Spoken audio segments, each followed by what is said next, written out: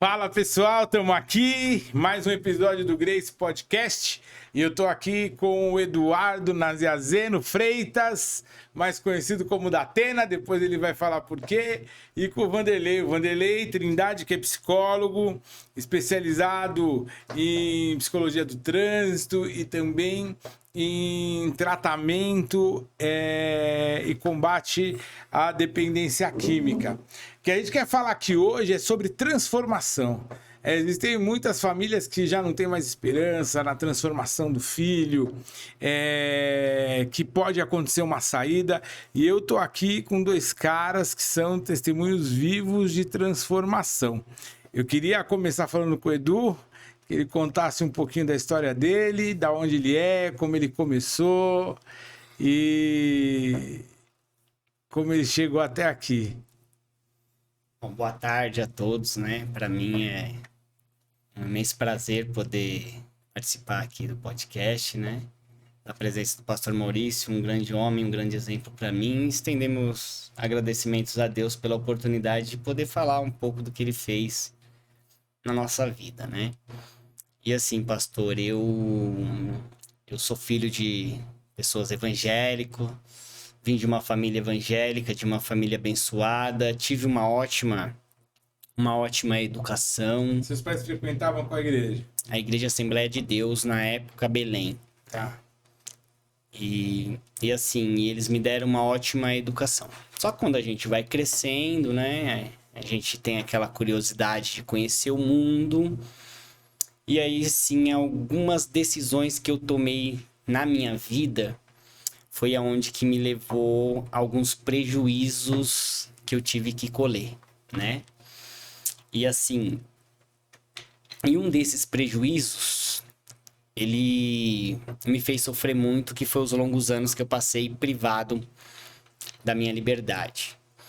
E eu comecei muito jovem, aos meus 16 anos eu entrei na vida do crime por escolha e também um pouco por influências de amizades, porque isso também tem bastante, vamos dizer assim, tem bastante poder de influenciar na decisão da pessoa.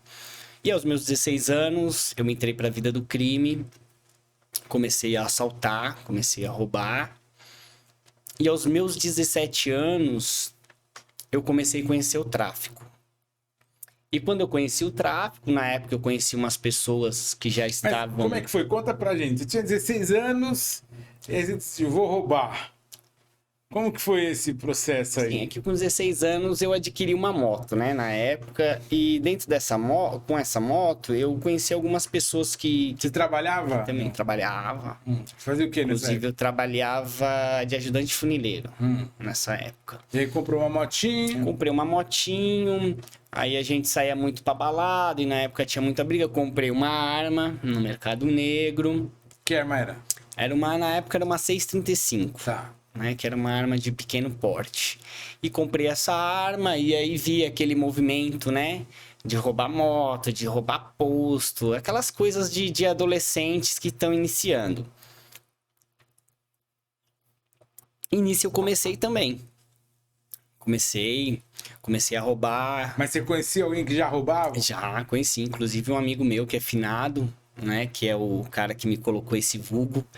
Ele já roubava e tal, e aí eu, através dele, eu conheci mais pessoas, e aí vi que era um movimento que dava um dinheiro, era um movimento que rendia ali pra você um dinheiro a mais do que aquilo que você ganhava Como que foi a primeira vez? no trabalho. Então, a primeira vez ele foi na garupa, eu fui atrás, e aí... Ele foi na garupa.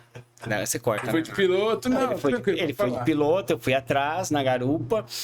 E aí nisso, ele falou, ó, tem que fazer assim, na hora de enquadrar, não pode ficar nervoso, tem que revistar a vítima, ver se não tá armado. E eu muito nervoso por ser aquela vez. E aí saiu tudo daquele jeito que a gente planejou. E aí eu falei, pô, cara, esse negócio dá certo, o dinheiro já voltou, né? A gente já Você não começou. sentiu nenhum remorso, assim, de falar, putz, peguei o Cara, dinheiro não do senti cara. nenhum remorso, porque assim, de uma certa forma, pastor, eu olhei para aquela vida e falei, meu, essa vida é que eu quero. Porque assim, hoje a sociedade, e aí eu não concordo, porque eu acho que não é em todo, ela culpa muito o Estado, ou até mesmo as oportunidades que as pessoas não tiveram para ingressar na vida do crime. E isso, de fato, é uma mentira. O ser humano ele é feito de escolha, inclusive a gente veio de periferia com pessoas com a classe até menos do que a gente, e eles levaram uma vida sofrida, mas trabalharam, estudaram e hoje são homens exemplos dentro da sociedade. Então eu acho que muita escolha da pessoa é que faz a pessoa ela trazer o bem ou trazer o mal para sua própria vida. Porque aí coloca a gente que participou do crime como vítima da sociedade, e na realidade não é isso, né? Foi a sociedade que era vítima de nós, né? Então eu sempre gosto de enfatizar isso, não em todos os casos. A gente sabe que hoje, infelizmente, aí, por causa da pobreza do nosso país, aí tem bastante gente que não tem nem o que comer, então na situação desesperadora vem a cometer uns atos criminosos, né? Então aí, quando eu comecei nisso, aí comecei a conhecer essas pessoas que tinham mais influência no crime, e aí aquilo ali foi aquela paixão por aquela vida, sabe? De chegar num lugar e ser respeitado, das pessoas saber que você andava armada,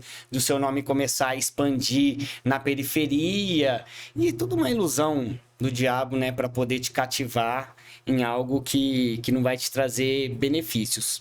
E como foi na sua casa? Sua mãe... Nossa, na minha casa foi uma bomba, né? Que minha mãe é evangélica, meu pai é evangélico, meu pai sempre trabalhou, foi um exemplo pra mim, sabe? Então foi inaceitável. Como que sua mãe descobriu? A minha mãe descobriu porque na época a gente foi fazer um assalto. Esse assalto na época era numa casa locadora e tudo, e a gente trouxe vários produtos, né? E nisso tinha uns produtos que estavam lacrados, né? E aí eu cheguei em casa, levei algum produto que a minha mãe nunca aceitaria, né? Eu falei, não, isso aqui era do amigo meu e tal, o amigo deu pra mim, eu tô dando pro Daniel, né? Que eram uns DVDs, uns DVs na época, fita cassete. Isso em 99, ano de 1999. E aí minha mãe percebeu. Minha mãe falou, pô, mas tá lacrado, como que o amigo dele deu pra ele, né? E aí começou a surgir, e nisso o meu pai conhecia o rapaz que me vendeu a arma, e o rapaz também já teve uma conversa com meu pai, e aí uma vez a minha mãe achou a minha arma, então assim, já foi aquilo, a minha mãe não queria aceitar, evangélica, orando, mas valeu o peso da minha escolha. Só que aos meus 17 anos, pastor, eu já saí de casa. Eu já saí de casa com meus 17 anos, e aí com meus 17 anos eu conheci essas pessoas, né? Que já eram pessoas influentes, hoje não estão mais vivos, mas eram uma pessoa influente no tráfico, já tinham um patamar de vida, né, muito alto. Você acha que isso incentiva? Porque você falou assim, ó, é uma questão de escolha, mas às vezes, quando o adolescente ele olha para a comunidade, ele vê dois tipos de pessoas, tá? Ele vê o seu Zé, Sim. que é o porteiro do prédio lá da Zona Sul, que acorda 4 horas da manhã para chegar às 7 no trabalho, que via de regra tá sempre apertado, usando roupa que algum proprietário lá do condomínio deu para ele, que precisa fazer o gato na luz porque não consegue pagar a luz. E aí na outra ponta ele vê o Mutuca lá. Sim. Né? O traficante que tá sempre de motona, que a mulherada tá toda lá. Você acha que isso não cria uma referência? Com certeza. E muita referência. E a maioria dos jovens da comunidade, eles têm isso por espelho. Por quê? Esse Zé que o senhor acabou de citar, muitas vezes é o filho dele, que tá vendo todo aquele sofrimento do pai e tá vendo ali aquela pessoa desfrutando, vamos se dizer assim, do melhor da vida em termos carnais, né? Então, e aí entra a questão surge nele esse desejo de participar, de começar, né? Porque assim, a pessoa começa na nossa linguagem, começar a colar, né? Vou colar com fulano, porque fulano, né, tá crescendo na vida. Então começa a colar, e ali começa a aprender o que tem de pior na vida, pastor, que é 3 coisas que eu odeio ter conhecido no crime, que foi a maldade, né? A malícia e o orgulho. Essas 3 coisas me fizeram um ser humano sem apreço pela vida humana, né? Então, essas 3 coisas que eu conheci no crime, e é o que o diabo apresenta de de testa já para as pessoas que estão incluindo nessa vida essa ilusão, né? Então, assim, muitas vezes o filho desse seu Zé, o parente desse seu Zé, o vizinho desse seu Zé é aquele que vai se inspirar naquele que aparentemente está dando certo na vida. Porque além disso ainda tem outra coisa, né? Geralmente seu Zé, por se sentir mal, se sentir fracassado, aonde ele afoga as mágoas dele? Na bebida. E aí ele chega em casa, ele agride a esposa, não que justifique isso, sim, mas é mais ou menos essa disfunção familiar que vai acontecendo, né?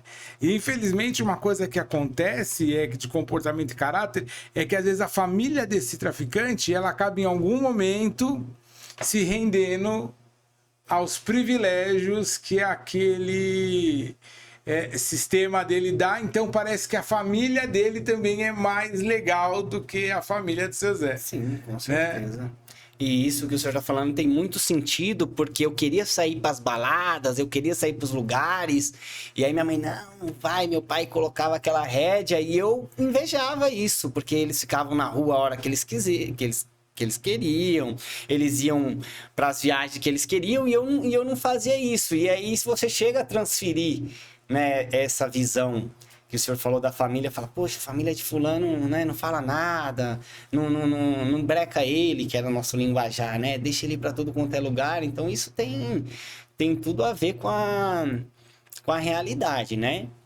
E aí aos meus 17 anos, quando eu já ingressado no crime, já com raízes, já tinha um nome respeitado, e eu conheci essas pessoas, e uma dessas pessoas, ela veio morrer, né? Ela foi assassinada por um outro rapaz que era envolvido também no crime. E aí, com esse rapaz ter tirado a vida de um amigo nosso, aí aos meus 17 anos eu cometi meu primeiro homicídio. Vingança. Aos meus 17 anos eu cometi meu primeiro homicídio. E como veio a droga na sua vida, a substância química? Então, a droga veio, um certo dia a gente saiu pra ir pra uma balada. E aí fomos, na época a balada era no Polo Norte, na Cantareira, né? Hoje nem tem mais, né? Demolido lá. E aí nós fomos pro Polo Norte. E aí, quando eu voltei, esses meus amigos, eles usavam, né? E aí sempre tem aquele que vai... E tinha outras pessoas que não me conheciam. O cara quer experimentar e tal. E aí eu acabei experimentando. E na primeira vez que eu experimentei, pastor, eu já gostei. Porque eu já usei uma quantidade considerável, né? Já usei uma quantidade considerável, e aí já no outro dia já usei, e assim, aí foi aquela situação... Amor à primeira vista. Vamos dizer assim, de amor à primeira vista. Você falou tudo, né? E pra você, Vandão, como foi? Conta um pouquinho aí. Que a gente vai voltar aí nessa história desse homicídio. Então, boa tarde, Eduardo. Satisfação em conhecer você agora, né? Que eu não gostaria de te conhecer antes. Obrigado, pastor, pela oportunidade. Então, eu tenho uma história parecida, mas não igual, né? Eu nasci e fui criado também no berço evangélico, na igreja wesleyana, né? Ali na Aguapira. Seu avô foi um dos fundadores da igreja? Foi um dos tem fundadores. A plaquinha dele tem a lá. Plaquinha, não, tem a foto lá de todos, né? Tinha mais de quase 100 pessoas e meu avô tá ali quando tava fazendo a fundação da igreja mesmo ali. Então, eu fui criado pelos meus avós, né? Por quê? Porque os meus pais se separaram, minha mãe era hippie, né? Ela gostava da vida alternativa. E aí nós fomos criados pelos meus avós. Eu e minhas duas irmãs, a Sara e a Débora, né? E tanto é que a Débora teve um fim trágico, né? Porque ela era envolvidaça no crime também. Só que eu nunca tive envolvimento com crime assim, né? Eu fazia contravenção porque eu era usuário. Mas nunca fiz, assim, nenhum delito. Por que você acha que você não enfiou o pé na jaca, assim? Igual a Débora, por exemplo? Porque eu sempre fui, assim, não sei se é... Foi bunda mole mesmo, eu sempre fui bunda mole. Nunca tive esse apetite todo que essas pessoas têm. Eu não tinha esse apetite mesmo. Mas não tem alguma coisa a ver com a criação, seu avô, ou não? Então, como eu fui criado pelos meus avós, eles eram... bem cristãos, né, e rígidos, né, por causa que da forma que eles criaram 8, 10 filhos, né, e com 50 anos de idade cuidando de mais 3 netos, né? Então eles são os heróis que com 50 anos pegar 3 crianças, né, e criar do zero de novo. Você tinha medo de ir pro inferno? Eu tinha. É. Eu vou falar, eu fui criado também na periferia, assim, e tal, e sempre meio que flertei com algumas coisas, mas eu morria de medo de ir pro inferno, bicho. Não, mas você acredita, pastor? Eu sempre morei no bairro bom, nunca morei na comunidade, Sei. mas eu fui conhecer, eu fui para saber, né? Eu já passei Natal e Ano Novo em favela, deixei minha família para passar Natal e Ano Novo e era de barraco, né, antigamente, não era de alvenaria como hoje, né? E por curiosidade. Então, eu me permiti certas coisas que aconteceram na minha vida por permissão, né? Não foi nem influência, porque eu me permiti a conhecer esse mundo, né? Mas, entretanto, eu sempre fui muito gente boa. E eles gostavam que eu era louco, mas eu não usava droga. Eu comecei a usar droga com 18 anos. Eu tinha muitas colegas, né? E eu era doido natural. Os caras gostavam de, poxa, você não usa nada, você é doidão assim. Então eu sempre fui doido de natureza. Como é que eu conheci as drogas, né? Eu fui viajar com esses colegas num apartamento, né? Porque quando eu fiz 18 anos que eu conheci, disse, agora eu tô livre, né? Opa, a cadeira baixou, sem querer aqui. Então eu falei assim, agora eu sou livre, tenho 18 anos. Eu tenho 18 anos, agora eu sou livre.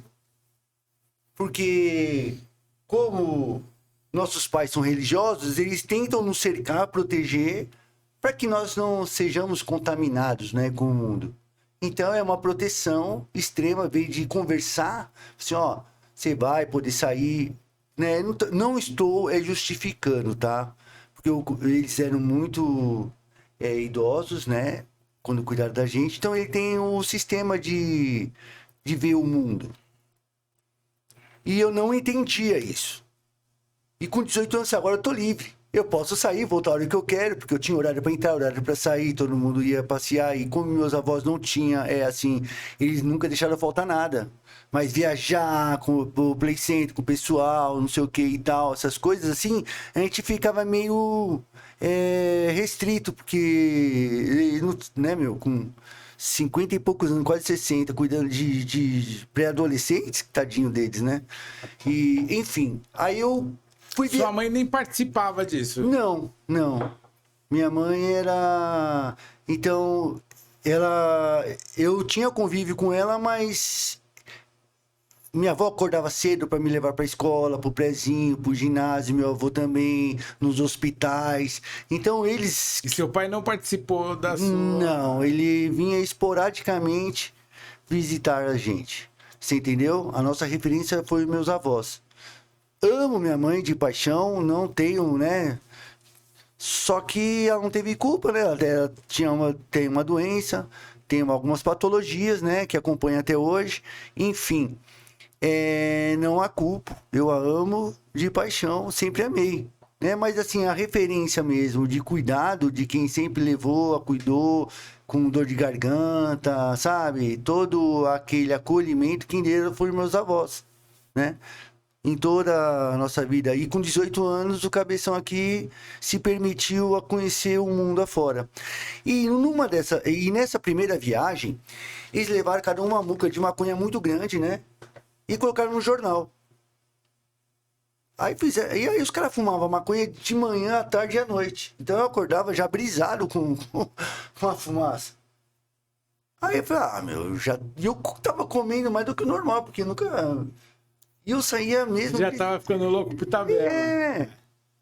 Já que eu já tô fumando... porque era uma fumaça monstro, era o dia inteiro, não sei como... Aí eu falei já vou fumar também, né, meu? Vou experimentar. Nossa! Você não fumava nem cigarro? Nada. E aí eu comecei a fumar cigarro e maconha nesse primeiro dia. Aí né, meu? E aí eu gostei mais do que lasanha, que nem amor à primeira vista também, né? Você entendeu? E aí eu... Só que eu não sabia das patologias, mas eu era já... Quando eu fumei, parecia que eu tava dentro de um... Porque eu lia muito gibis, né? Tem um primo meu chamado Alexandre, ele era viciado em gibi, acho que deve ser até hoje. E a gente lia muito gibis. E parecia que eu tava dentro do gibi. Não sei se a esquizofrenia, né, me potencializou isso. E eu não senti o chão, sabe? Nossa, foi uma viagem muito louca. Então, que infelizmente usar droga é gostoso. Se eu falar que não, eu estou mentindo. Só que, né, a conta chega e é alta a conta, né? A gente tá pagando até hoje, não é isso, Eduardo? E da maconha pra cocaína? E aí passaram uns 4 anos, e aí eu nunca fui de beber, nunca fui mesmo de beber. Tomava uma latinha ou outra, mas nunca fui de beber. Só que aí teve um aniversário. E aí eu comecei a beber, os caras, uísque, vodka, cerveja, aí eu comecei a passar mal. Eu não gosto de gorfar. E aí começou a rodar tudo, eu falei, meu, eu vou... E como eu tava de carona, os caras falaram assim, a gente não vai embora não. Eu vou te dar um remedinho que você vai ficar bom. Eu falei, bacana, né? Aí os caras... Aí o cara falou, eu vou lá e já trago, já vou lá buscar. Ele foi buscar. Aí no que eu volto, ele... Pá, eu falei assim, então, filho, não vou citar nomes, tá? Assim, por favor, e aquele remédio lá, meu, eu tô mal. Eu falei, tá, vem cá comigo. Aí ele pegou a carteira, jogou ele abriu um sacolezinho, né, que não era pino naquela época, e colocou, eu falei, meu, você sabe que eu não uso isso, meu. Eu falei, não, mas, meu, você vai ficar bom, pode usar. Eu falei, não, você é doido, né? Moral da história. Falei, você não quer, não quer. Aí eu vi os caras cheirando só meio. Então, ó, tá aqui o seu. Eu falei, não, eu não quero tudo isso, eu nunca usei, eu tenho medo disso aí. Pode usar mais da metade aí, só deixa um risquinho. Mas deixaram uma coisinha mínima, pastor. Bem mínimo mesmo, sabe? Isso aqui, ó. Na hora que eu usei, pastor, na hora, no nariz que eu cheirei, adormeceu. Na hora que eu engoli aquele amargo, parecia que eu tava com uma bola de bilhar na garganta. E eu, sarei. Nossa, mas aí a metade da minha face, pastor, ficou adormecida. Sabe que ficou adormecida? O que eu cheirei? E a língua do lado também ficou adormecida. E tanto é que no outro dia eu tava toda mordida. E o maxilar doendo pra caramba, sabe?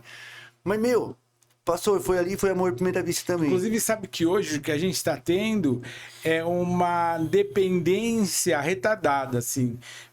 Homens de 30, 40 anos que começam a ficar dependentes de cocaína, por quê? Porque vão pro futebol, vão para alguma balada, bebem, e aí como a esposa sempre reclama, eles ouvem de alguém que se eles usarem a cocaína, eles vão ficar bom, e aí os caras, eles migram do alcoolismo pra cocaína. E aí, muitos casos, assim. E nessa aí, que foi amor à primeira vista, que eu nunca tinha bebido daquele jeito. Aí eu comecei a tornar o caldo, né? Porque eu vi que eu podia beber e não cair. E aí eu falei, puxa, então, como eu não bebo, mas... E o interessante nos estudos que eu aprendi, não é só o álcool e não é só a cocaína. É quando entra no sistema digestório, a cocaína e o álcool, que tem uma reação química que nos traz aquele bem. Se você só cheirar, não dá essa reação química. E se só beber, não dá. Tem que fazer. Na verdade, dois. hoje existem estudos que já provam que existem milhares de neurônios no intestino e no aparelho digestório. Então, o que acontece é essa... Memória afetiva. São essas moléculas que elas vão entrando em receptores e o que elas vão fazer é trazer uma sensação de prazer. Né? A molécula do álcool, ela se conecta aos receptores GABA e elas aumentam o fluxo desse hormônio GABA, que é cloreto, que ele vai te relaxar. E ao mesmo tempo você tem a droga depressora um estímulo da cocaína. Então parece que um cortou o barato do outro, mas não, você entrou num barato diferente ali. Tanto que aí você cria, em alguns casos, para que esse barato ele seja pleno, vamos falar assim, ainda existe o tripé do capeta, né? Que o cara bebe, aí ele cheira, e aí ele vai precisar começar a jogar também. Sim. Então é a maquininha, a cocaína e a bebida. Eu conheço algumas pessoas assim. E aí, Du, você começou a usar cocaína e como veio o tráfico na sua vida? Porque até então era só um 57 e tal, e aí esse crime veio antes do tráfico. Sim, Esse veio, homicídio. veio antes do tráfico.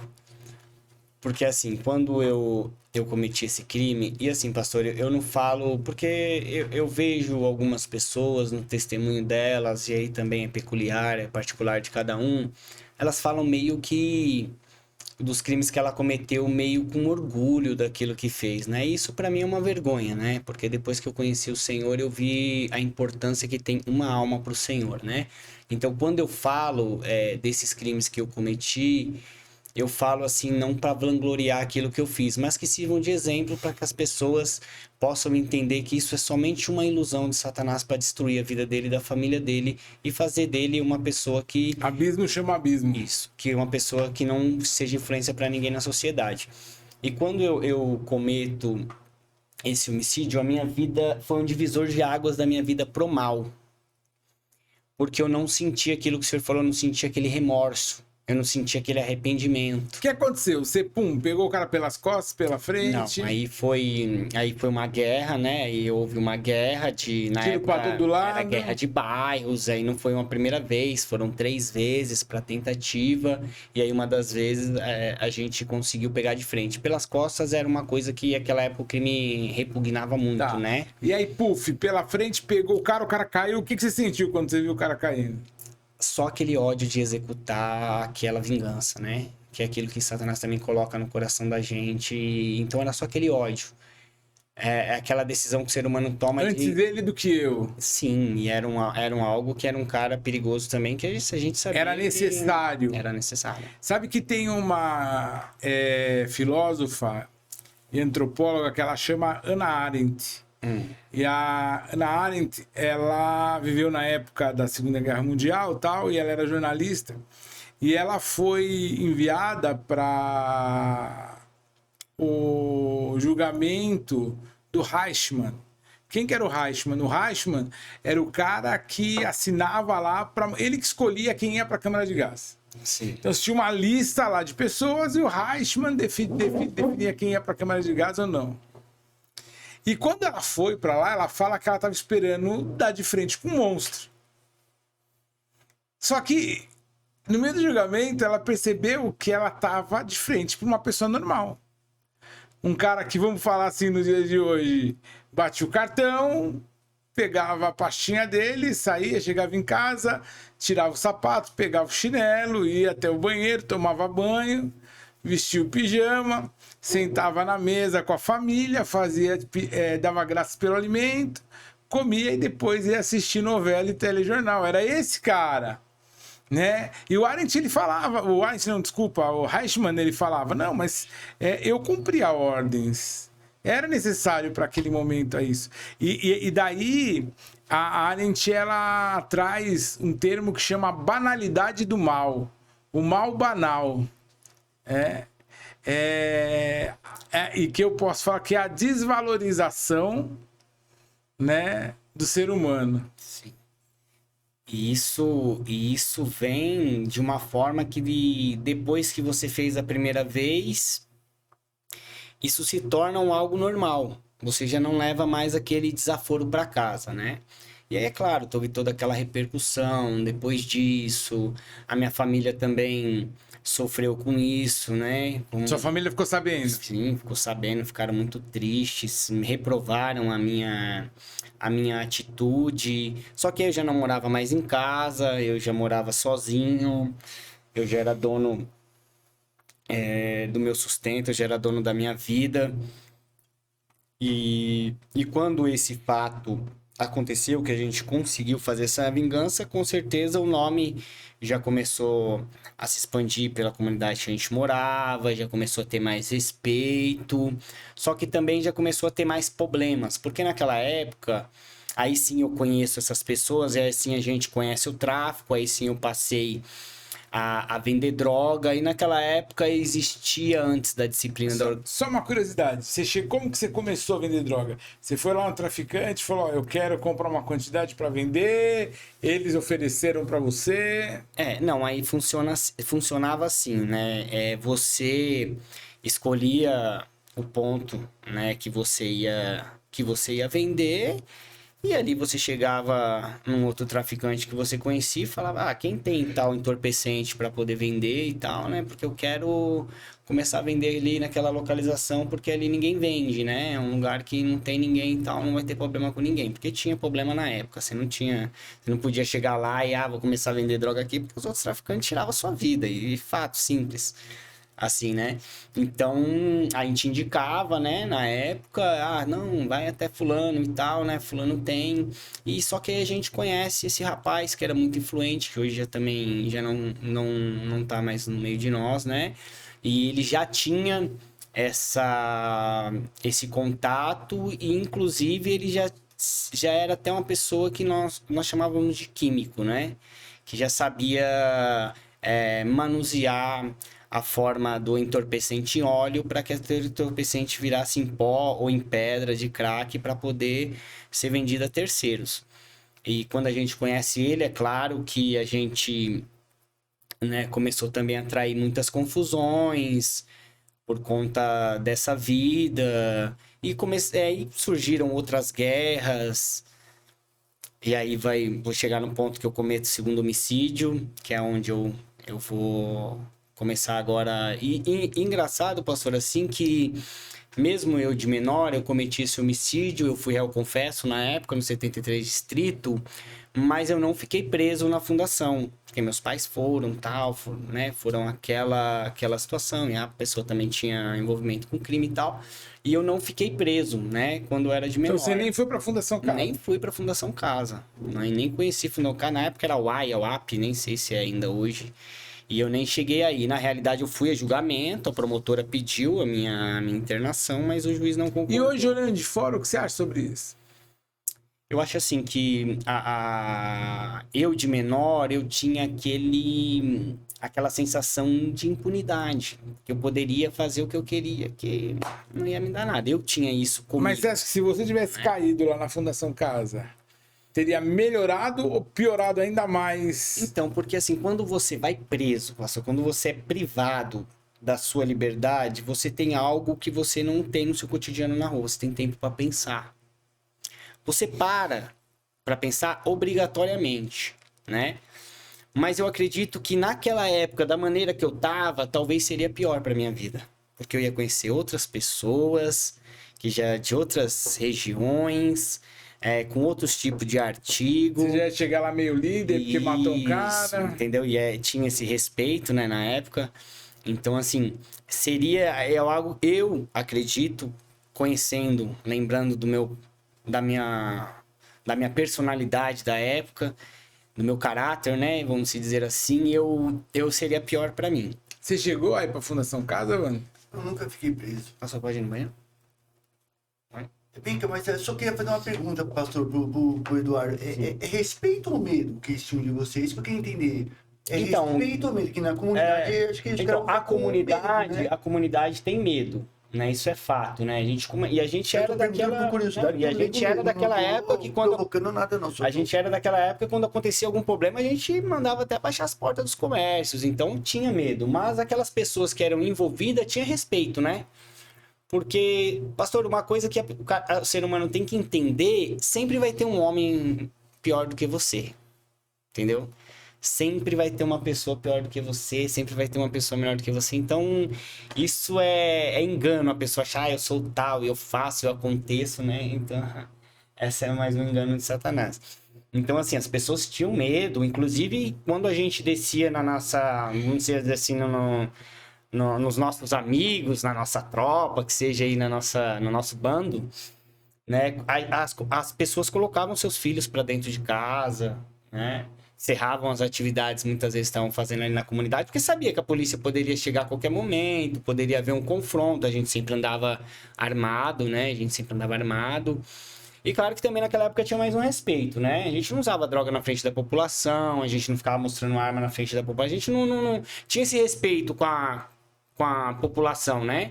Principalmente aquela que morava com a periferia. E então, inclusive, isso foi motivos também de muitas pessoas que nos conheceram orar pela nossa vida também, acreditar na mudança, né? E graças a Deus teve muito efeito. Mas respondendo sua pergunta é isso. As pessoas tinham medo e tinham muito medo, né? Porque sabia da capacidade que a gente tinha pro Sim. mal, né? É isso. Pode ir lá, tudo ao vivo. Vai lá, não tem problema. Vander, vamos lá. Deixa eu te perguntar uma coisa. Você falou que você nunca foi preso, mas você chegou a vender droga, não? Nunca. Por quê? Teve oportunidade? Não. Não, porque eu nunca procurei, né? Porque eu só ia pra comunidade mesmo pra pegar minha droga de preferência. Eu sempre fui usuário, mas eu Qual que conheci... era a sua droga de preferência? No começo era maconha. Hum. Depois, uma certa época, quando eu bebi essa primeira vez e Cheirou? cheirei, falei, então, como eu não gosto de beber, porque eu, né, tinha aquela situação de ficar ruim, ficar rodando tudo, que uma vez eu passei por isso com vinho, então eu falei, nunca mais eu bebo, porque vinho é mais docinho, então eu tomei um pó e no outro dia eu fiquei mal pra caramba, fiquei uns 2 dias mal, falei, eu não quero beber mais não, eu nunca fui de beber. E quando eu tive essa experiência com a cocaína, eu me apaixonei. Porque eu sempre vi todo mundo cheirando, todos meus camaradas cheirando, e usando pamonha, né, e cocaína, mas eu nunca fui de usar. E quando eu tive essa experiência lá na praia, e eu tive essa sensação, e da cocaína a mesma coisa, mas eu conhecia muita gente e eles tinham meu respeito. E eles me respeitavam, né? Tanto é que eu já passei Natal, Ano Novo em comunidades, né? E o crack, como veio? Aí,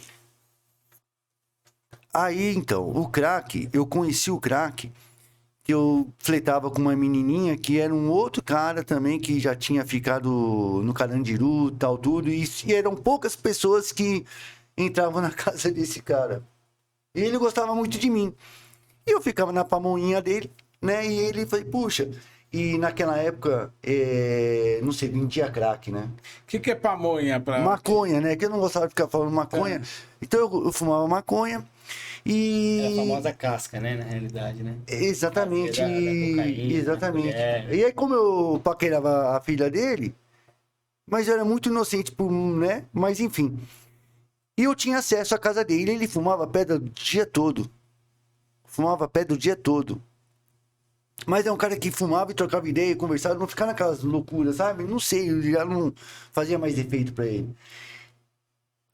E ficavam uns caras lá. E aí, assim, Vanderlei, tem como lá buscar lá? Tem. Aí eu buscava 4, 5 papéis pra fazer, né? Bicarbonato. E aí ele fazia... E eu frequentei mais de 1 ano na casa dele. E aí um dia eu tava sentado com ele, conversando com ele. E aí eu me permiti, falei, fulano, né? Quase falei o nome dele aqui, misericórdia. Aí eu falei, eu posso experimentar? Eu falei, pode. Aí tinha um pessoal lá, né? E ele, quando via que o pessoal era muito zoião, ele rodava, só ele usava, não deixava os outros usar. E aí, ele deixava ficar eu e ele. Aí eu comecei a viciar.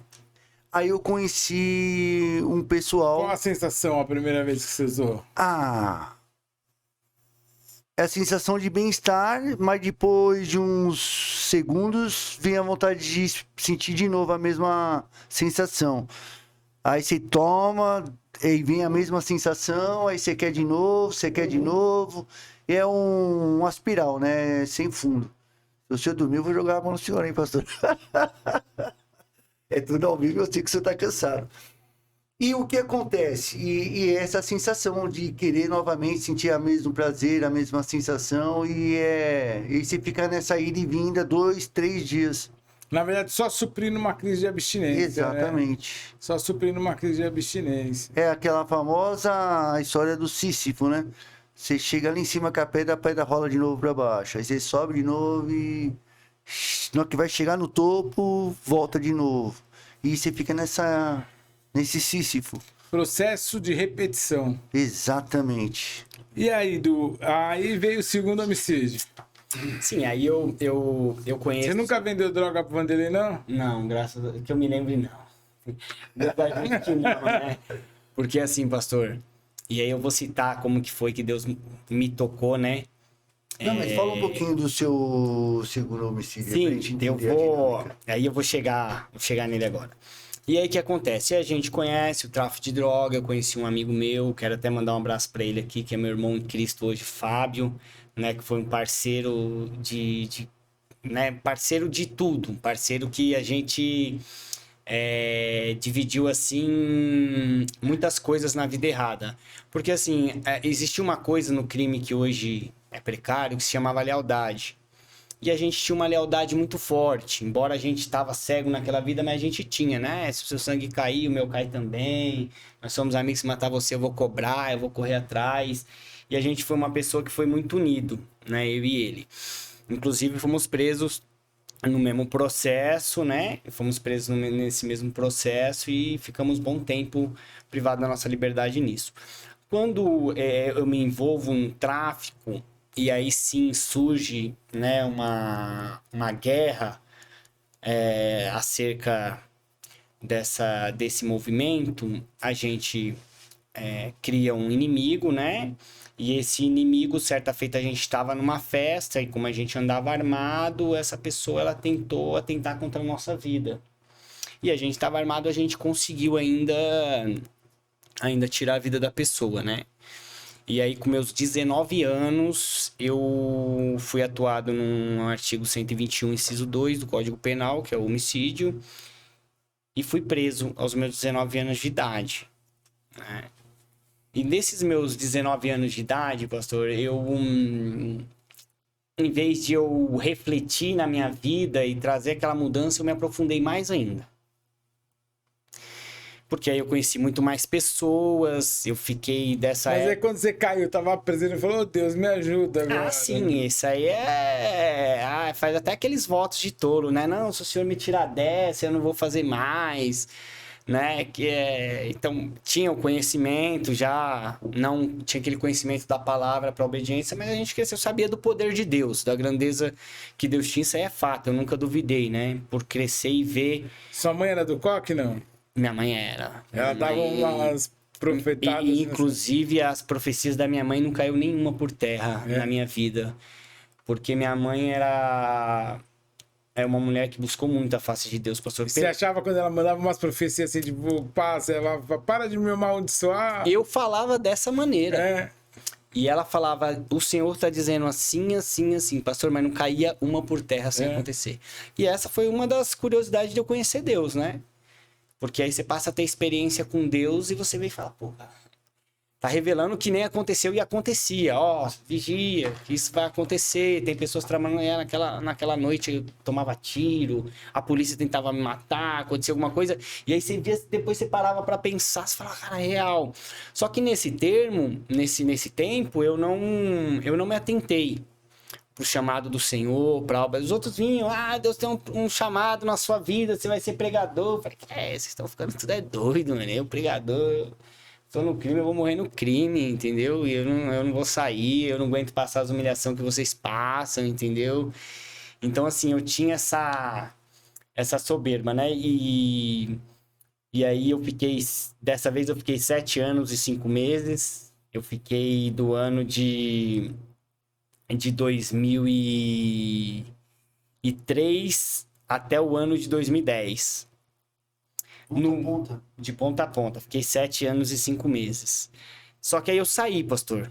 Eu consegui sair, né? E eu saí em outubro de 2010. Só que eu só fiquei 3 meses na rua, fui preso de novo. Por quê? Um tráfico de drogas. E aí sim, dali pra frente, a minha vida, ela, vamos dizer assim, virou de cabeça pra baixo. Porque aí eu perdi meu casamento, aí eu perdi... Mas você tava casado quando? Quando você foi preso a primeira Era vez? baseado, né? Mas pra nós era como se fosse casado. Já tava como motivo lá, já levou a menina, já morava em casa, já tinha primeira filha. dama do crime. Você tem filha Já de quantos tinha, anos? tinha uma filha de 19 anos hoje. Caramba. Thaís Eduarda, mandar um beijo pra ela também, amor da minha vida. Tem minha enteada também, Eduarda, senão ela fica com ciúme. São duas princesas que Deus me deu. Vou deixar também um beijo pra minha esposa maravilhosa. Casou, né? Casei, graças a Ele Deus. começou. Pela Essa eu vou primeira contar, essa eu vou contar. Viu a mulher? Falou, gostei de você. Você gostou de mim? Gostei. Então a gente vai casar daqui 3 meses. É, porque eu não posso saber. Ó, eu tenho que ser. Não foi isso? É porque assim, Deus já tinha falado, né, pastor? É. E aí Deus tinha falado e falou, Aí, Vandão, chegou no recebe a casamento, unção. mudou a profetisa, falou, ó, Deus tem algo com você e com ela, assim. E no que Deus fala, eu procuro não colocar dúvida, né? E se Deus falar pra mim, vai acontecer isso aqui esse mês, eu já me preparo, porque eu sei que o Senhor é o que tá no controle de tudo, né?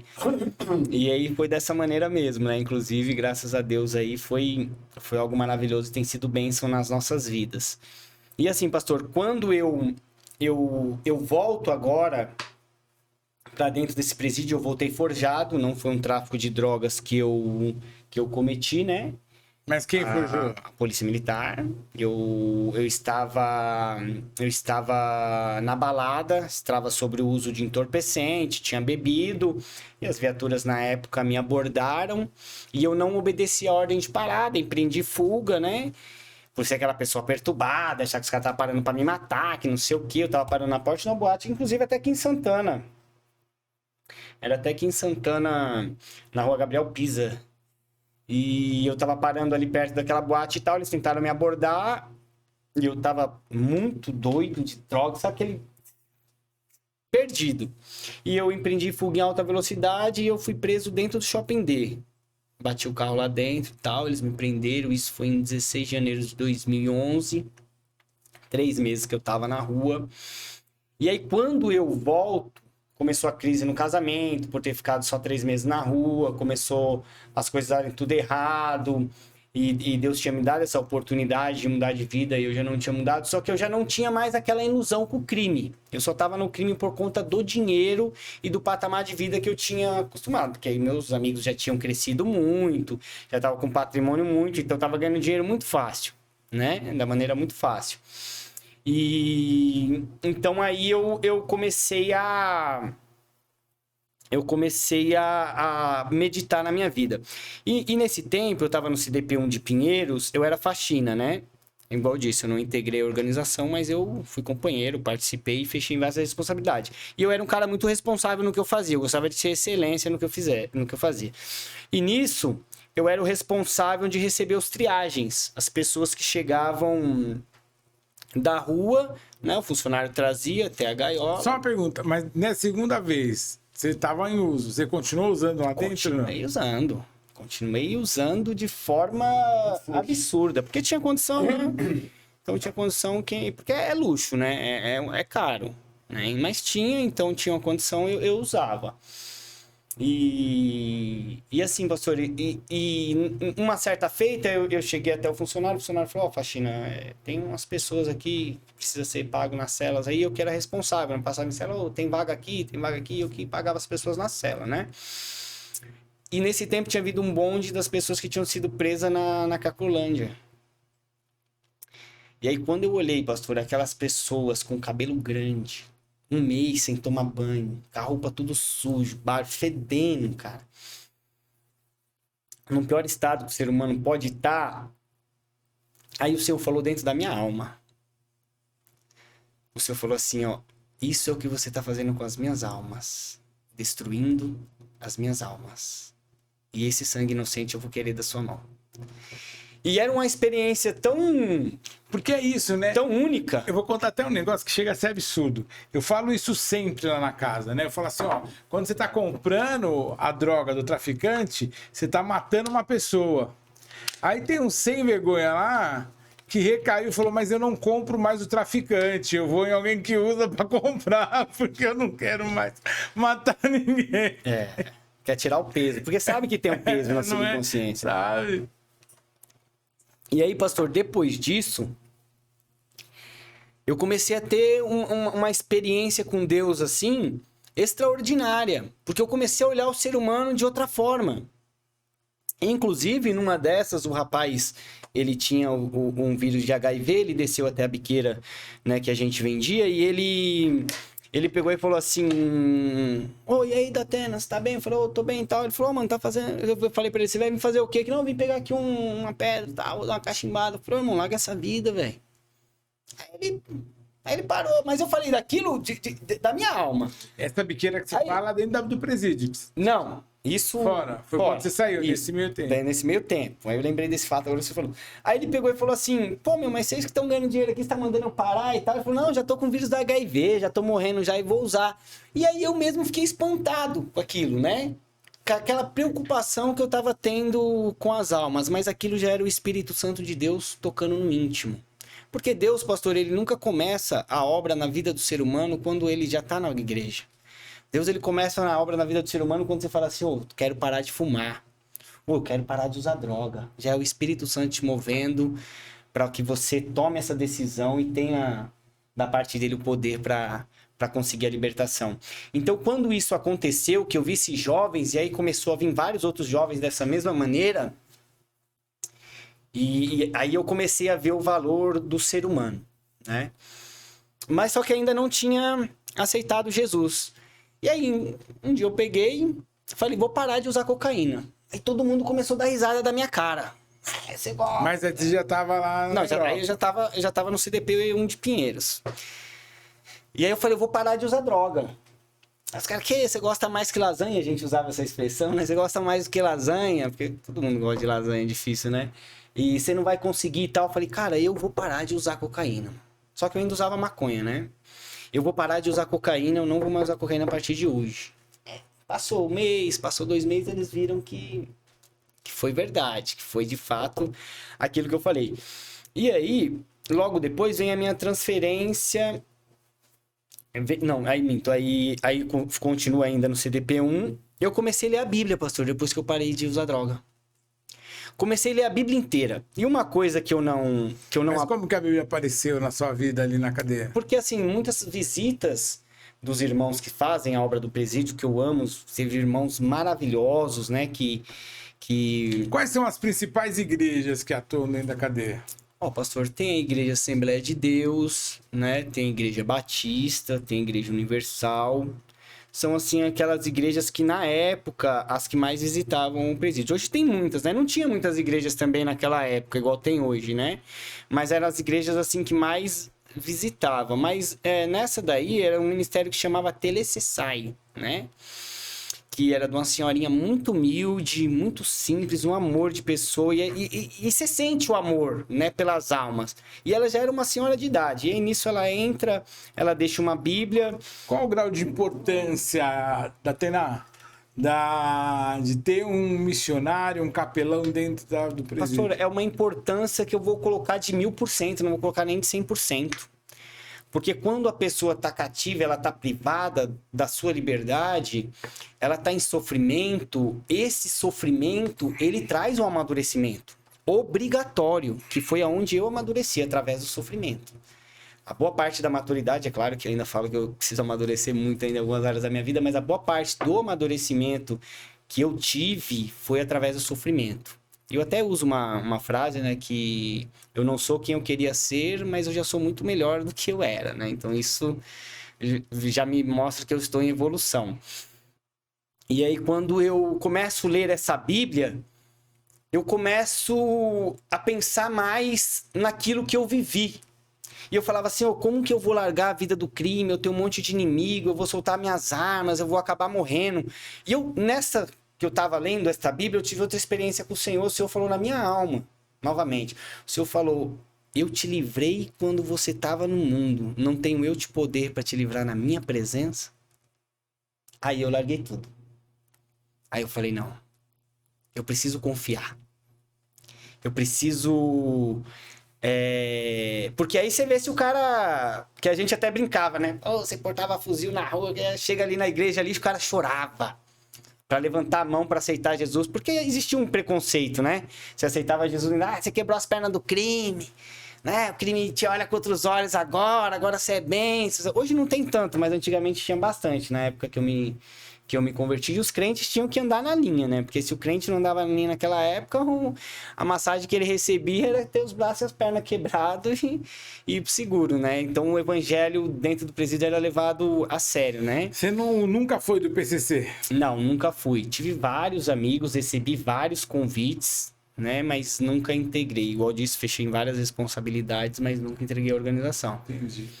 Só para acelerar um pouquinho. E aí veio a universidade. Como que veio a universidade? Sim, aí nisso eu aceito Jesus, eu comecei a estudar dentro do presídio, transferi para o presídio de Ribeirão, eu tinha parado na sexta série, fiz sexta, sétima, oitava, na época, Dentro do presídio, dentro você do fez o EJA. presídio, aí fiz o EJA, e aí depois fiz primeiro, segundo, terceiro e fiz do Enem. Nisso que eu terminei em 2016 o meu estudo, 2017 eu fui para o semiaberto de Bauru. E lá o juiz de execução, ele liberava para você poder fazer faculdade. Aí conversei com meus pais, porque eu já saía de saída temporária, né? E aí eu já estava aproximadamente de 2003 a 2017. Você põe aí, já estava uns longos anos preso. Só que eu já tinha aceitado Jesus no ano de 2011. No ano de 2013 eu comecei a estudar e estou estudando até hoje, 10 anos. Não parei até hoje de estudar.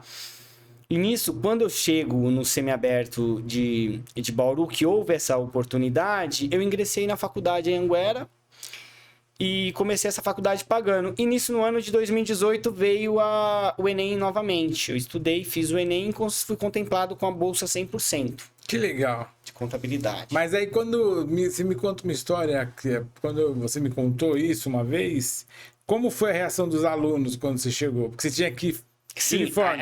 eu cheguei a primeira, né? E a gente ia de tornozeleira, então você escondia a tornozeleira. Porque depois que você aceita Jesus, você tem aquela vergonha, né? De falar, puxa, cara, eu fui essa pessoa mesmo, né? Cara, não fiz tanto prejuízo para a sociedade. Só que assim, pastor, uma coisa que eu queria enfatizar, que é muito bom e serve para as pessoas, o poder que Deus tem, a palavra de Deus, mas o que o conhecimento traz também.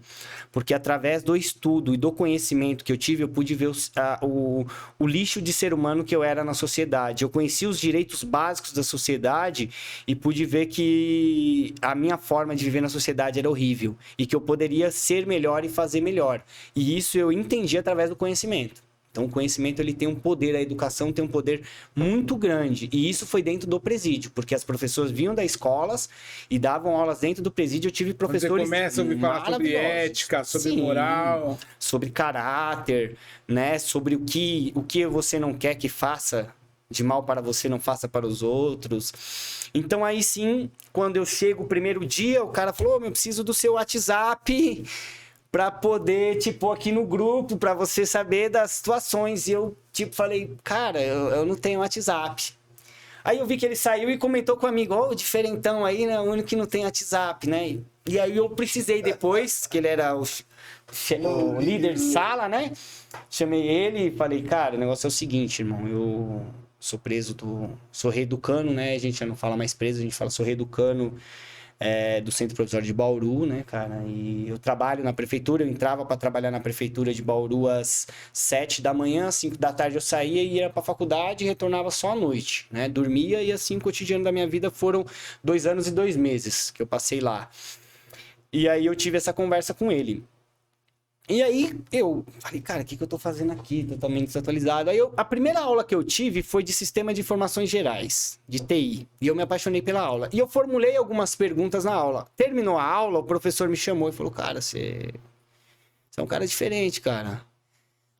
Eu peguei alguns ganchos das suas perguntas e consegui fazer uma aula maravilhosa, cara. Você tem futuro. Aí eu já falei pra ele, né? Falei, só assim, ele falou, cara, legal, mano. Eu apoio você e daqui pra frente eu vou dar. Então, assim, Deus sempre colocou pessoas no meu caminho pra me auxiliar.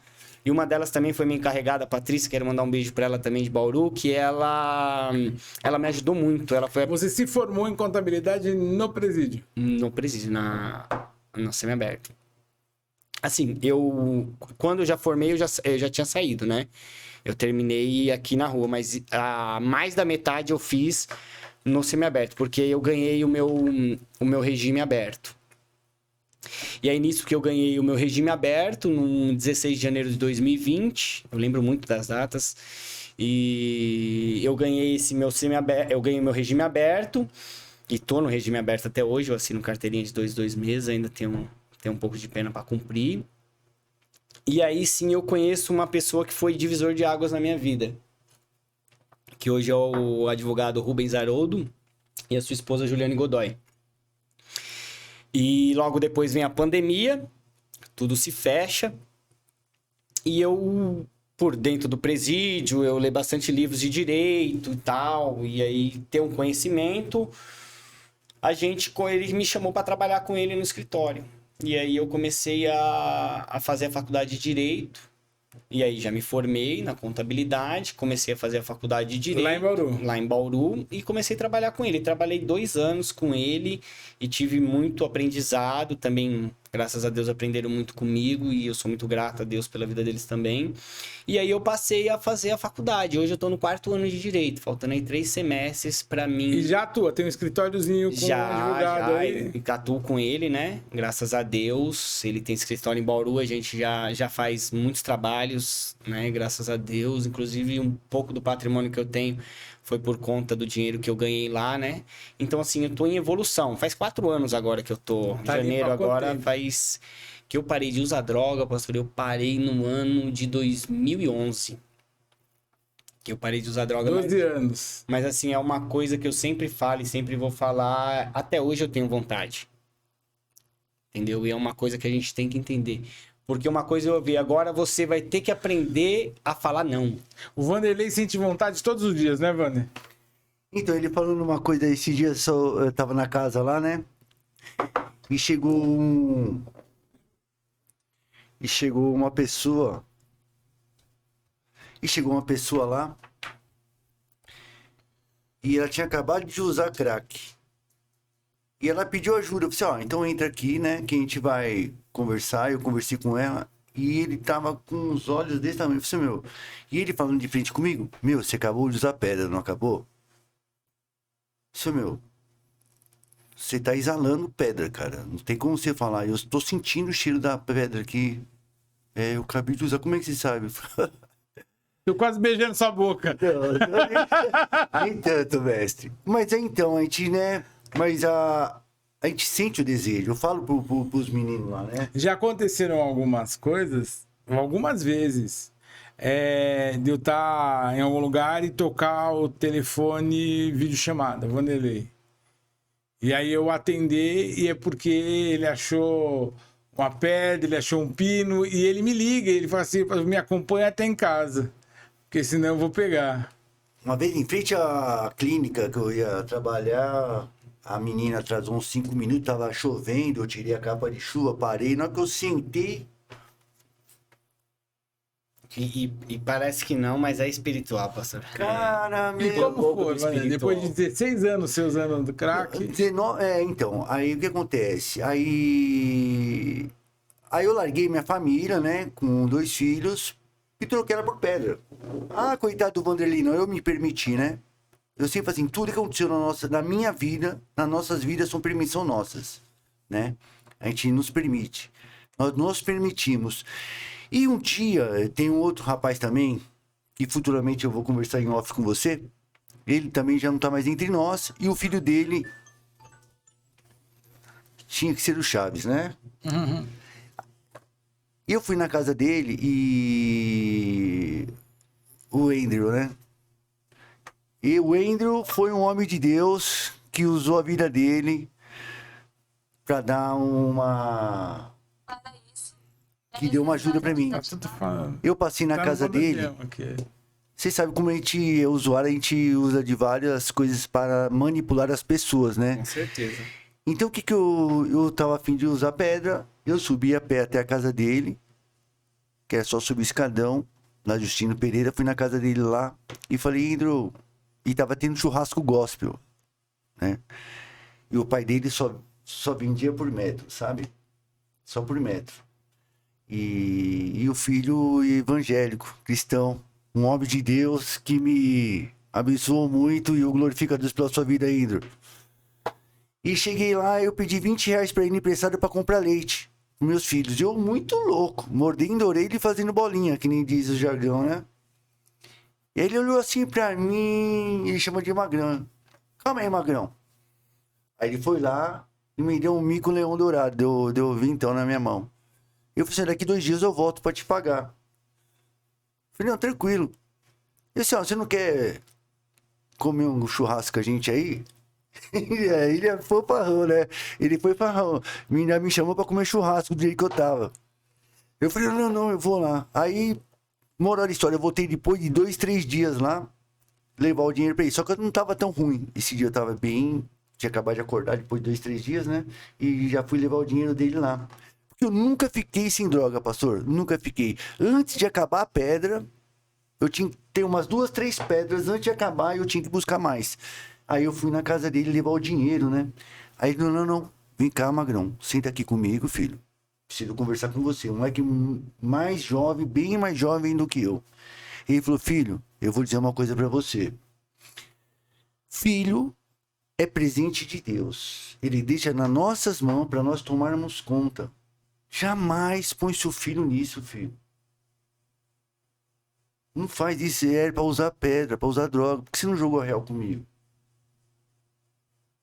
Eu só te emprestei porque eu sabia que você ia voltar, porque eu te conheço. E não é de hoje. Você quase já me pegou no colo. Olha a dura que eu tomei. Sim, sabe o pastor Sérgio? Pastor Sérgio, tu é um homem de Deus e foi o intermédio da sua vida que eu voltei a conhecer Jesus mais de perto. E aí ele falou assim, ó, conhece o Jax? Ah, conhece, então, o pastor Sérgio trabalha com dependência química e tal, tudo, né? E aquilo entrou no meu ouvido. E nesse dia, eu ouvi ele falar isso. Mas eu escutei, mas não dei ouvido. Mas a sementinha foi lançada, porque quem faz a obra é o Espírito Santo. E nesse dia era para eu ficar com meus filhos. Aí eu peguei meus filhos, eu tava morando na casa da Osani. Se converteu a Cristo, intermédio da minha vida e a vida de uma outra missionária também, católica roxa, né? A Osani é uma outra pessoa também muito maravilhosa, que Deus colocou na minha vida também. Conheci ela há mais de 20 anos, ela sabia que eu usava droga, né? Mas não sabia que eu tava na pedra nessa época. E ela alugou uma casa pra mim. Então eu deixei minha mulher e meus filhos mesmo, a mãe dos meus filhos na minha casa, lá, e aluguei a casa dessa minha amiga pra usar droga. Saía fumaça o dia inteiro, meu. O dia inteiro. E eu trabalho no ramo de autoescola, na área do trânsito, né? Há mais de 25 anos, né? E eu tava trabalhando, só que eu faltava mais do que ia. Mas como eu era um bom profissional, por mais que eu usasse, eu dava conta do recado. E aí o que acontece? Nesse dia, eu fui buscar meus filhos. Só que antes de buscar meus filhos, eu já tinha levantado uma grana, tinha pego umas 22 pedras, 2 eite e um Marlboro. E mais 2 bic. Aí passei na casa dos meus filhos, peguei meus filhos, veio aí pra minha casa, tava cheio de goela, né? Goela o que que é? Pino, latinha, vários vestígios de porcaria, de drogas, né? E aí eu fui pra casa de quem? Da minha mãe. Minha tia Jura mora em cima, minha mãe mora embaixo e minha avó do lado, né? E aí eu fui pro banheiro da casa da minha mãe. E aquela fissura de fumar pedra, né? E aí você tava aquele ritual satânico. Na hora que eu já tinha deixado toda a pedra, 2 cigarros de pé pra fazer aquele ritual maligno. E só que na hora de furar a latinha, eu tava tremendo tanto na abstinência. É pior que você fica com as mãos tremendo, né? E eu rasguei a lata. Falei, putz, eu rasguei a lata e agora pra todo esse ritual aqui? Aí eu chamei minha mãe, tadinha, né? Não gosto de lembrar porque eu tenho vergonha disso, pastor. E aí eu chamei minha mãe pra buscar uma latinha pra mim. Aí minha mãe falou assim, Vanderlei, o que você tá pedindo pra mim, filho? Eu falei, poxa, mãe, eu pedi pelo amor de Deus pra minha mãe pra pegar uma lata pra mim, pra eu fumar pedra dentro do banheiro da casa dela. E aquele dia pra mim foi, sabe, nossa, eu pedi pra minha mãe. E pra mãe é triste, né, cara? E aí minha mãe teve que sair na rua buscar uma latinha pra eu fumar pedra dentro do banheiro dela. E meus filhos lá fora batendo na porta, pai. O que tá acontecendo com meu pai? Que meu pai não sai do banheiro, senão ele tá com dor de barriga, né? E aí, isso eu entrei, era umas 7h30 da noite, 19h30 da noite, 2h30 da manhã. Tinha umas 4 pedras, senão eu vou sair pra buscar mais. Quando eu abri a porta do banheiro, Ninguém foi usar só um banheiro único. Minha mãe teve que ir no banheiro da minha mãe, da minha tia, ou da minha mãe, da minha avó lá em cima, porque o banheiro dela eu tinha alugado. E ela, dormindo, tal, tudo, na hora que eu abri a porta, e para subir na casa da minha mãe, tinham 4 degraus. O Cauã tava com 5 anos, sentado com a cabecinha na parede, dormindo, e o Caio, de 3 anos, dormindo no chão da escada, em cima do colo do meu filho mais velho, o Cauã. Na porta do banheiro. Na porta do banheiro. Eu passei por cima deles, chorando, e fui buscar pedra. E aí eu fui chorando buscar pedra, eu voltei chorando, aí coloquei dentro da casa e voltei a fumar pedra até umas 10 horas da manhã. Aí aquele dia foi um dia, o pior dia da minha vida. Foi a última vez? Não foi a última vez. Não foi. Mas naquele dia, quando eu levei meus filhos para casa da minha mãe, da casa da mãe deles, eu fui atrás do pastor Sérgio. Eu fui atrás do Andrew, onde que é esse pastor Sérgio? Falei, pastor Sérgio, eu tô com pedra aqui no bolso, não consigo parar e eu quero ajuda. Aí ele falou assim, ó, então você vai nesse endereço para você provar que você quer parar mesmo. Aí eu fui no endereço, na Avenida Água Fria lá, glória a Deus, aleluia. Eu mordendo a orelha e fazendo bolinha no culto. E aí eu tive que ficar até o final. Falei, o que eu tô fazendo aqui, cara? Aí eu cheguei lá, assim, então, semana que vem você volta de novo. Falei, você tá de brincadeira, pastor, eu preciso de ajuda. Falei, não, você vai ter que provar. Aí na outra semana eu fui lá de novo. Na terceira semana, na quarta semana que eu pensei que ele ia falar comigo, não falou, não, semana que vem eu falo. E aí nisso eu fiquei com mais compulsividade ainda. Aí na quinta, na sexta semana eu enquadrei. Falei, pastor, é o seguinte, você tá de brincadeira comigo. Tô 6 semanas aqui, vindo, se você quer deixar mais louco do que eu já tô? Eu não tô conseguindo, eu tava pesando 59 quilos, eu tenho 1,90m, eu meço 1,90m. Tava bem magro. Aí foi, então tá bom. Vamos sentar e conversar. Ele chegou assim pra mim, vamos lá. Tá. O que você faz pra usar droga? Você é do crime, o que você faz? Tá devendo a biqueira? Eu falei, não roubo, não faço nada, tal, tudo. Assim, então vamos lá. Quanto que você usa de droga por dia? Ah, eu uso umas 20 pedras, 23 pedras por dia, né? Mais do cigarro, tal. Assim, quanto que você recebe por mês? Ah, eu recebo tanto por mês, pago pensão. Assim, então, não precisa nem ser um Albert Einstein pra ver que as contas não fecham. Você tá mentindo pra mim. O que você faz pra usar? Né? Aí eu falei que eu fazia algumas coisas ilícitas dentro da autoescola para eu poder ter vantagem, só que eu já tava numa bola de neve mais de 6 mil reais quase. Então é o seguinte, você vai ter que chegar no seu patrão e falar isso para ele. Falei, pastor, eu não quero morrer e nem quero ser preso. Eu só quero me cuidar. Falei, então, se você não falar do seu patrão, ele vai saber. Já é terrível o que você fez. Quando vem pela boca de terceiros, fica bem pior quando alguém fala de você. Então não é melhor chegar e falar real com ele?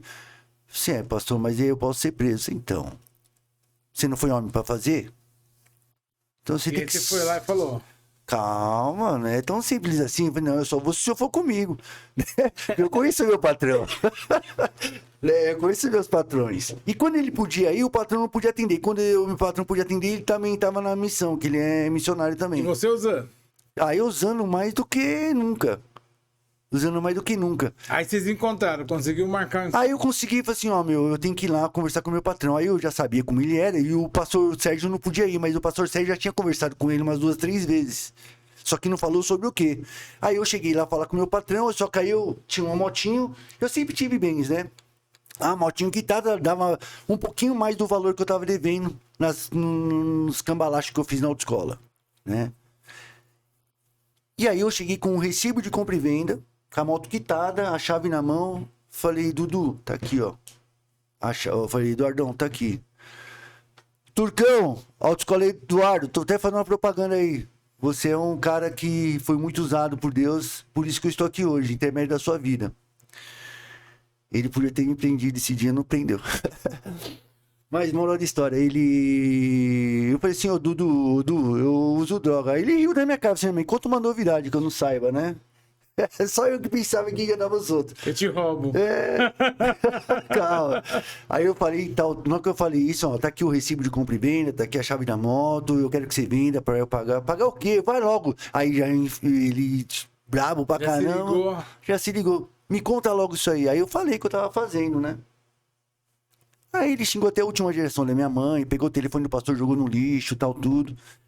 E aí eu vi que o negócio ficou estranho pro meu lado, né? E eu conheço o Eduardão. Aí eu falei assim, Edu, eu vou me ajoelhar aqui, mas não é na sua presença não, filho. É na presença do Senhor Jesus Cristo. Mas até aí só religiosidade, só tava manipulando. Não, mas pastor, eu fui o mais sincero. É? Deus sabe que eu me rasguei ali na presença de Deus, que Deus sabia disso, pastor. Eu falei em espírito e em verdade. Deus sabe do meu coração, por isso que entrou ali, na mente dele e no coração dele. Que, né? Porque Deus, a única coisa que Deus não despreza é um coração aquebrantado, pastor. Eu me aquebrantei ali, Deus já estava sabendo, né? Eu falei assim, ó, você tem pai? Eu conheço o pai dele. Sim, lógico que eu tenho. Sim, então, você gostaria que seus pais falassem que seu pai é um nóia? Lógico que não. Você gostaria de falar que ele foi preso porque ele era nóia? Lógico que não. Sim, então, você conhece o Cauã, você conhece o Caio. Então, por eles, me dá uma chance. Porque eu não quero ser essa pessoa, eu vou morrer usando, eu não quero... Eu tô com droga aqui, eu não consigo parar. Eu tô com droga aqui, eu não consigo parar, eu não consigo. Eu tô pedindo ajuda, me ajuda, Edu. Mas em nome de Jesus... E eu chorando, pastor, chorando. Ele viu que eu não tava falando, blefando. Aí seu filho de uma pulga, né? Pegou o telefone do lixo, olhou pra mim, olhou pro... Senta aí. Seu filho da mãe. Aí pegou, ligou pra minha mãe e disse, ó, mãe, faz a trouxa de safado aqui que eu tô levando pra casa de recuperação.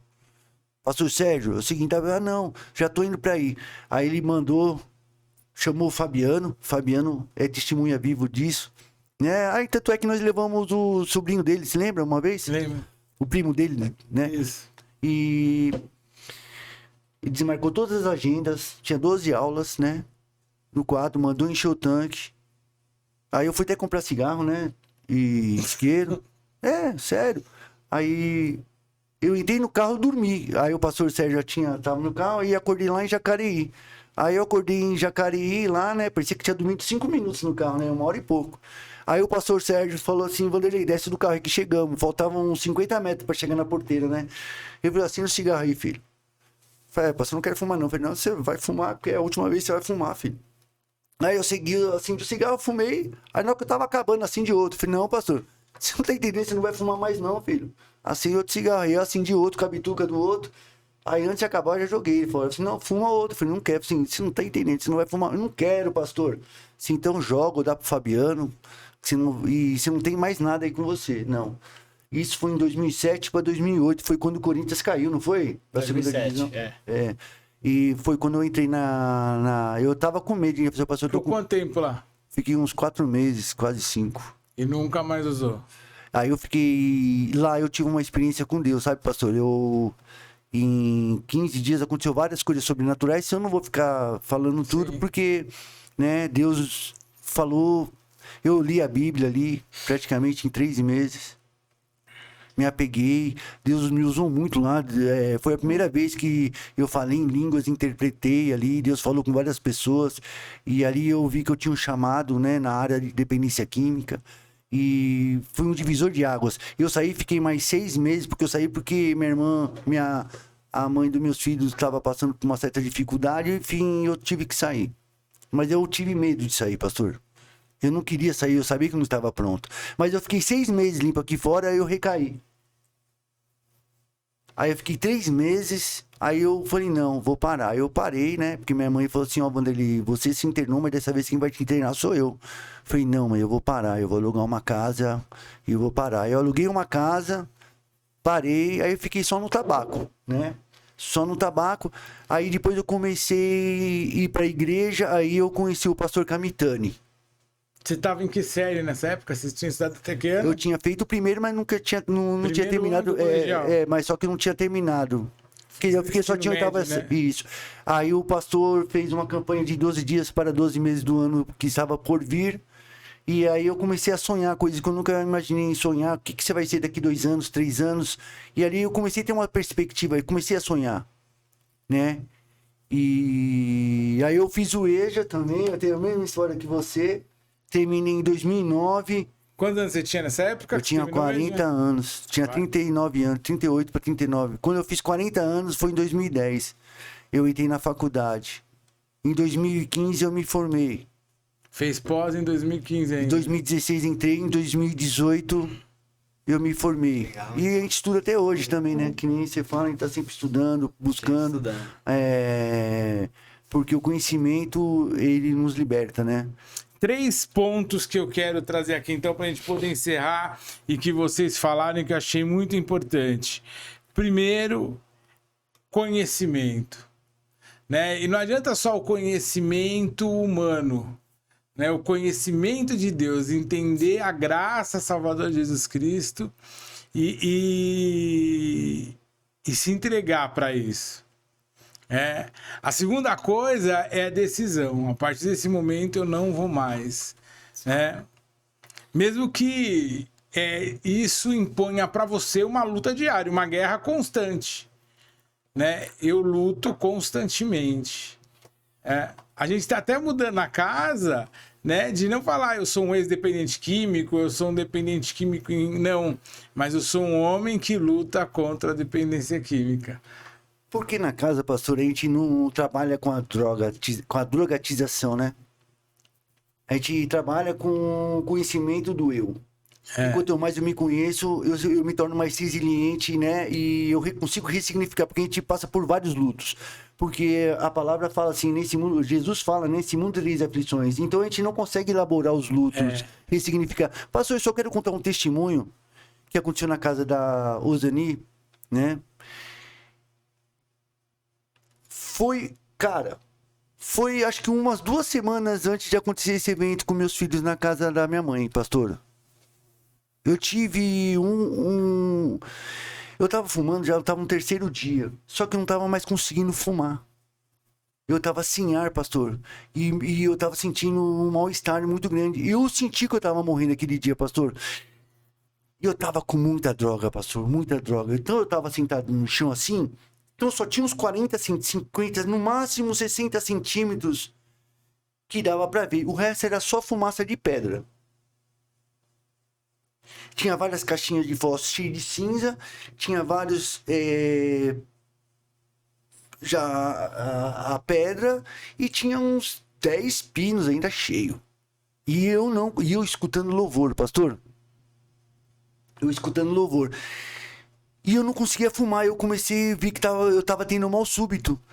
Aí eu comecei a chorar, falei, Deus, eu vou morrer aqui usando isso. Aí eu peguei, Senhor Deus, você sabe que depois dessa oração eu vou voltar a fumar. Eu coloquei o cachimbo e peguei a Bíblia no meio daquele nevoeiro e li Salmos 91 chorando. E eu coloquei, Senhor, eu sei, Deus, que eu vou usar depois que orar e conversar com o Senhor. Aí eu coloquei a Bíblia do lado e eu falei assim, em nome de Jesus, que todo espírito de morte eu repreendo e amarro em nome de Jesus. Minhas mãos travaram e minhas pernas travaram no ar.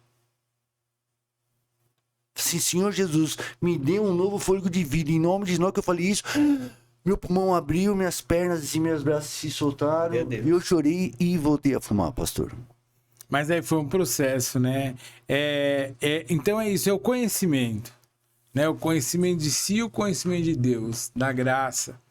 Eu acho que um outro ponto que vocês trouxeram é esse da decisão. É sempre a decisão que decide o destino. Eu vou parar, mesmo que eu lute até a morte. Algumas pessoas falam que depois que param nunca mais sentem vontade, mas a maioria luta até a morte, né? Eu acho que essa é o que o apóstolo Paulo fala, eu esmurro meu corpo, eu coloco a servidão para depois todos ter... os dias, né? Ele fala Espinho da carne. Mas o terceiro ponto que eu acho que é o mais importante são as boas conexões. Todos vocês falaram de pessoas que nunca perderam a confiança, não em vocês, mas a confiança em Deus. Sim. E oravam por vocês e falavam por vocês e vocês mesmo percebendo que não conseguiam sozinho, foram buscando essas boas conexões, esses bons encontros, né? e foram transformados para transformar. Os dois hoje são voluntários. Eu acho que o Edu, ele já levou mais de 20 pessoas para tratamento lá na casa. O Vanderlei hoje é o psicólogo da casa, RT da casa. Então, assim, a transformação, ela existe. Mas a esperança, ela precisa ser pautada de razão. Porque uma coisa que é muito importante também, às vezes a família ela chora, a família desespera, mas a família é permissiva. Eu acho que 2 pontos que foram muito fortes aqui de vocês foi que a família não foi permissiva, né? A família colocou um ponto final nisso, mesmo com dor, mesmo com sofrimento.